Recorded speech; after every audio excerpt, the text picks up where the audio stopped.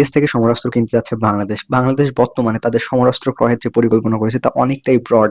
বলতে গেলে বাংলাদেশ একই সাথে ৩টি দেশ থেকে ৩ ধরনের সমরাস্ত্র ক্রয় করার একটা বড় পরিকল্পনা নিয়েছে। এ থেকে বোঝা যাচ্ছে যে বর্তমান সময়ে বাংলাদেশ চাচ্ছে তাদের যে ফোর্সেস গোল 2030 ছিল, এই 2030-র আওতায় বাংলাদেশ যে ধরনের পরিকল্পনা করেছে তা খুব দ্রুত বাস্তবায়ন করার একটা সম্ভাবনা রয়েছে।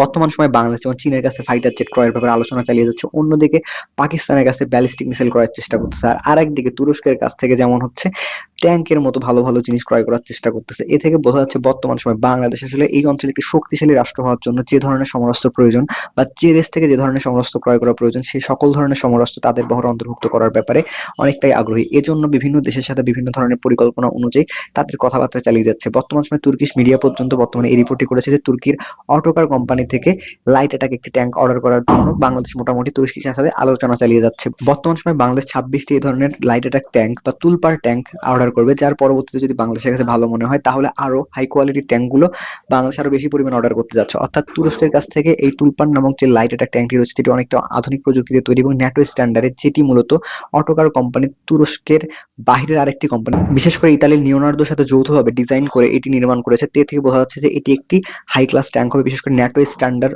যে কোয়ালিটি রয়েছে সেটিকে মেনটেন করতে পারবে। এর পরবর্তীতে বাংলাদেশ যে দেশের কাছ থেকে সমরাস্ত্র ক্রয়ের ব্যাপারে সবচেয়ে বেশি অগ্রসর তা হচ্ছে চীন। চীনের কাছ থেকে বাংলাদেশ যুদ্ধবিমান ক্রয় করতে পারে। এটি যদি কোনোভাবে ফেল করে যায়, বাংলাদেশ যদি চীনের কাছে যুদ্ধবিমান ক্রয় না করে, তাহলে অবশ্যই বাংলাদেশ আমেরিকার কাছ থেকে F-16 ক্রয় করবে বলে আমার মনে হয়। কেননা বাংলাদেশের কাছে অপশন বর্তমানে দুইটি, রাশিয়ার কাছ থেকে বাংলাদেশ ক্রয় করতে পারবে না, অন্যদিকে ভারতের কাছ থেকে ক্রয় করবে না, পাকিস্তানের কাছ থেকে ক্রয় করার বাংলাদেশের কোনো পরিকল্পনা নেই। কেননা পাকিস্তানের জেট দিয়ে আসলে বাংলাদেশের চাহিদা পূরণ হবে না বর্তমান সময়ে। আর এ থেকে বোঝা যাচ্ছে যে বাংলাদেশের হাতে ফাইটার জেট ক্রয়ের ব্যাপারে মাত্র দুইটি অপশন থেকে যাচ্ছে। একটি হচ্ছে চীনের কাছ থেকে জেটেনসি ক্রয় করা বা তুরস্কের কাছ থেকে পঞ্চম প্রজন্মের যুদ্ধ বিমান ক্রয় করা, যেটি বর্তমানে সম্ভব না। কেননা বর্তমানে তুরস্কে এই জেট ফাইটার জেট বা তুরস্কের টিএফএক্স যে ফাইটার জেট রয়েছে, কান ফাইটার জেট, এটি আসলে উৎপাদন আসতে 2026 বা 2028 সাল লেগে যেতে পারে।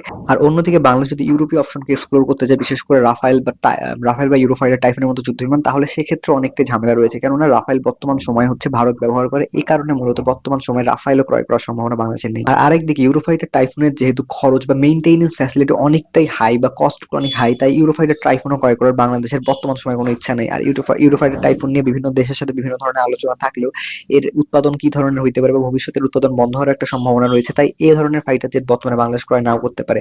তাই বাংলাদেশের কাছে সবচেয়ে ভালো অপশন থেকে যাচ্ছে এক চায়নার কাছ থেকে ক্রয় করা, যেটি বাংলাদেশ সস্তায় ক্রয় করতে পারবে, মোটামুটি কোয়ালিটি সম্পূর্ণ একটি যুদ্ধবিমান ক্রয় করতে পারবে, যেটি জেটেনসি।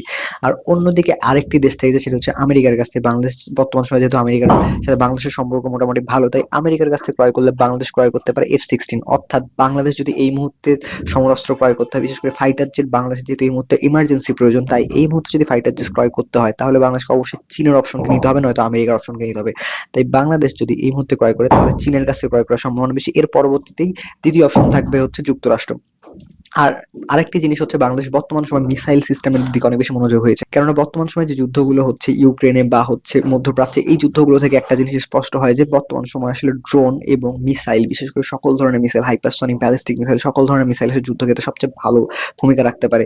অন্যদিকে যেমন ইউক্রেন যুদ্ধ যদি আমরা লক্ষ্য করি, ইস্কান্দার ব্যালিস্টিক মিসাইল, অন্যদিকে রাশিয়ার হচ্ছে অর্শেনিক ব্যালিস্টিক মিসাইলের মতো গুরুত্বপূর্ণ হাইপারসনিক মিসাইলগুলো ব্যবহার করা হয়েছে। মধ্যপ্রাচ্যের যুদ্ধে হচ্ছে বিভিন্ন ধরনের মিসাইল ব্যবহার করা হয়েছে, ইরানের বা ইয়ার পক্ষ থেকে, বিভিন্ন দেশের পক্ষ থেকে, বিশেষ করে ইয়েমেনের পক্ষ থেকে। এ থেকে বোঝা যাচ্ছে যে এই ধরনের মিসাইলগুলো বর্তমান সময় যুদ্ধক্ষেত্রে অনেকটাই কার্যকরী। তাই এই জিনিসটি মাথায় রাখার মাধ্যমে বাংলাদেশ আসলে ড্রোন এবং মিসাইল পারচেজের জন্য অনেকটা আলোচনা চালিয়ে যাচ্ছে। বিশেষ করে পাকিস্তানের কাছ থেকে ব্যালিস্টিক মিসাইল ক্রয় করতে পারে, একই সাথে তুরস্কের যে বোরাখান ব্যালিস্টিক মিসাইল সেটাও হয়তো বাংলাদেশ ক্রয় করতে পারে, এটার একটু সম্ভাবনা রয়েছে। আর অন্যদিকে বাংলাদেশ যদি এয়ার ডিফেন্স সিস্টেম ক্রয় করে, তাও সেটা তুরস্ক বা চীনের কাছ থেকে ক্রয় করার সম্ভাবনা অনেকটা বেশি। কেননা এই দুইটি অপশনই বাংলাদেশের জন্য বেটার অপশন, কেননা অনেকটাই কম মূল্যে এবং কোয়ালিটি সম্পূর্ণ জিনিস পাওয়া যায়। যদিও তুরস্ক বর্তমান সময় এয়ার ডিফেন্স সিস্টেম উন্নয়নের ক্ষেত্রে অতটা ডেভেলপ না, কেননা তুরস্ক বর্তমান সময় এয়ার ডিফেন্স মিসাইল সিস্টেমের ব্যাপারে অনেক নবাগত একটি দেশ, তাই চীনের কাছ থেকে ক্রয় করার সম্ভাবনা রয়েছে। কেননা বাংলাদেশ ইতিপূর্বেই FM-90 নামক যে এয়ার ডিফেন্স সিস্টেম রয়েছে তা ব্যবহার করে আসছে, এর পরবর্তী লং রেঞ্জ ভার্সন ব্যবহার করতে পারে। তো বোঝা হচ্ছে যে বাংলাদেশ এত ধরনের বড় বড় পারচেস করতে যাচ্ছে, এবং একই সাথে বাংলাদেশের আরেকটি বড় পারচেস হচ্ছে, তা হচ্ছে বাংলাদেশের নেভাল ফ্লিটকে উন্নয়ন করা। বিশেষ করে বাংলাদেশের যে হাই পারফরমেন্স ফ্রিগেট প্রকল্প রয়েছে, এটিও আসলে খুব দ্রুত হতে যাচ্ছে বলে বোঝা যাচ্ছে। কেননা বিমান বাহিনী যেমন একদিকে বিমান ক্রয় করার জন্য চিন্তা করছে, অন্যদিকে ব্যালিস্টিক মিসাইল ক্রয় করার জন্য চিন্তা করছে সেনাবাহিনী, আবার একদিকে বিভিন্ন ধরনের ট্যাঙ্ক ক্রয় করার জন্য সেনাবাহিনী অগ্রসর হয়েছে। এ থেকে বোঝা যাচ্ছে যে বাংলাদেশ খুব শীঘ্রই আসলে বাংলাদেশের যে নেভাল ফ্লিট রয়েছে, বিশেষ করে নৌবাহিনীকে শক্তি করার ব্যাপারে উদ্যোগ নেবে এবং এটি কোন দেশ থেকে হতে পারে সেটাও একটা দেখার বিষয়। নৌবাহিনীর ক্ষেত্রে বাংলাদেশ হয়তো ইউরোপের অপশনকে বেশি এক্সপ্লোর করতে পারে, বিশেষ করে ফ্রান্স বা ইউকে বা হচ্ছে লিওনার্দোর মতো কোম্পানি যেটি ইতালির। এ থেকে বোঝা যাচ্ছে যে বাংলাদেশ তিনমুখী আসলে তাদের যে ধরনের ডেভেলপমেন্ট দরকার ফোর্সেস গোলকে বাস্তবায়ন করার জন্য সে ধরনের পদক্ষেপ নিচ্ছে। এই বিষয়ে আপনাদের গুরুত্বপূর্ণ মতামত জানাতে পারেন আমাদের কমেন্ট বক্সে। বাংলাদেশকে খুব দ্রুত অনেক বড় বড় সমরাস্ত্র ক্রয় করতে পারবে কিনা এবং যে আলোচনাগুলো চালিয়েছে এগুলো সফল হবে কিনা, এই বিষয়ে আপনাদের গুরুত্বপূর্ণ মতামত জানাতে পারেন আমাদের কমেন্ট বক্সে। আর আমাদের ভিডিওটি পছন্দ হলে লাইক, কমেন্ট ও শেয়ার করতে পারেন। বাই।